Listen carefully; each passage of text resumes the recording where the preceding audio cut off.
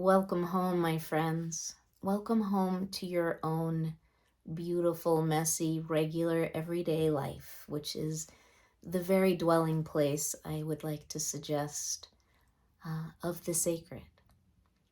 I love how many mystical traditions refer to God as beloved.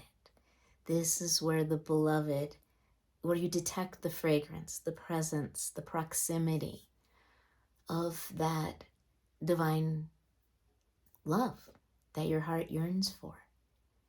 However, you don't have to use God language to experience the sacred in the midst of your everyday life.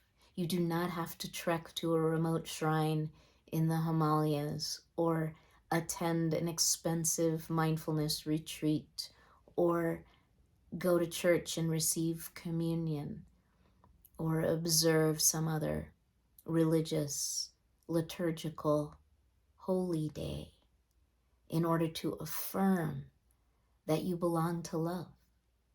In fact, our everyday lives are brimming with opportunities to reclaim our essential divine being, the mystic that we are. If to be a mystic means to have, which I believe this is a good definition, to have a direct encounter with the sacred, then we don't need the intermediaries, the ordained clergy people, the specific architectural structures, the belief systems, the prescribed prayers and rituals.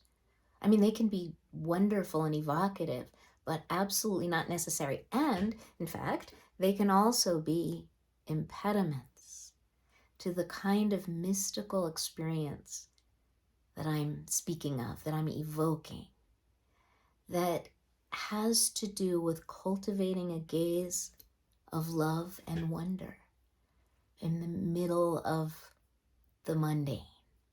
So, for instance, say you've got this idea that a very spiritual thing to do is to prepare your food with love and mindfulness. And I agree, I think that's a wonderful thing to do.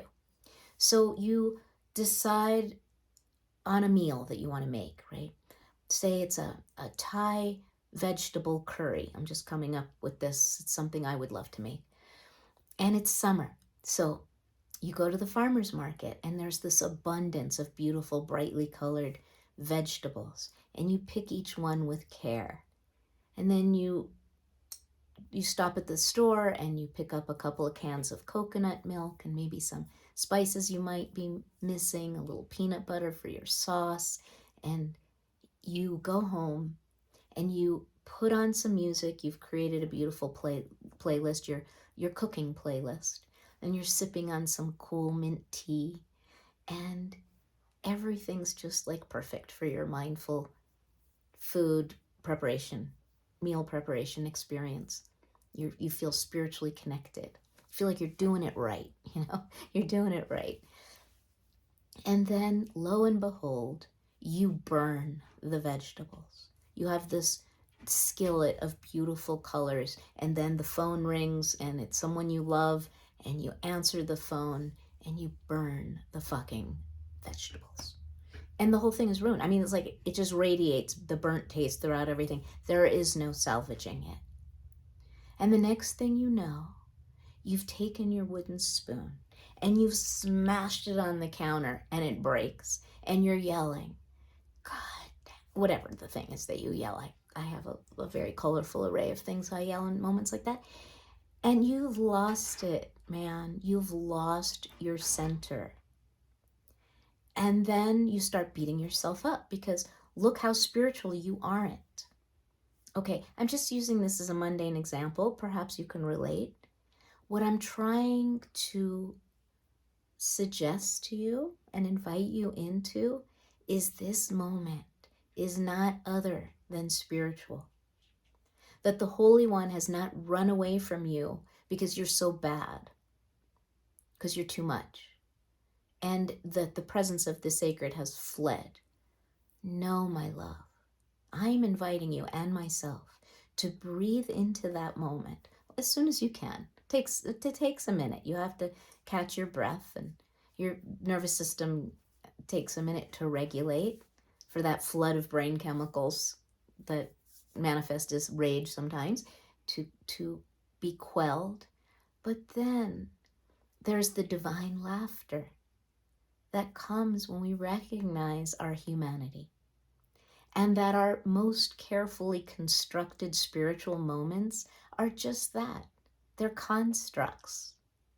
And that the real magic happens when we peel off the layers of what we think is spiritual and allow ourselves to encounter the full truth of the moment, which often has to do with taking our rightful place in the family of humans who do our very best most of the time to show up with love and care and wisdom and balance, and sometimes lose it. Sometimes blurt out weird shit at parties and go, oh my God, I can't believe I said that. That person's never going to speak to me again. And maybe they won't. And that too is part of the adventure of finding God in the midst of this fleeting human incarnation. And it happens in all the beautiful moments too, the beautiful ordinary moments. Like the other day, my 6-year-old granddaughter came over, and I hadn't seen her in many weeks. And even, at 6 years old, everything changes so quickly. And she walked through the door. I was in the kitchen, so, I don't know, 25 feet away. And it was as if she flew across that room and into my arms. And with her dangling long legs, because she's getting big. And we just held each other. And it was pure goodness, pure joy, pure love. And therein was the presence of God, more clearly available and accessible and obvious than in any service at my local synagogue. The feeling of a baby or a cat falling asleep on your chest, and you don't want to move or breathe because you might disturb them, and yet there's nowhere else you'd rather be.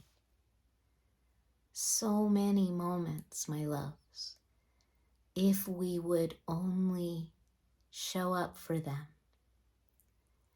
And that often does mean letting go of our preconceptions of what spiritual means and allowing what is to reveal its astonishing beauty. So, welcome home to the temple of your regular life. It's good to have you here.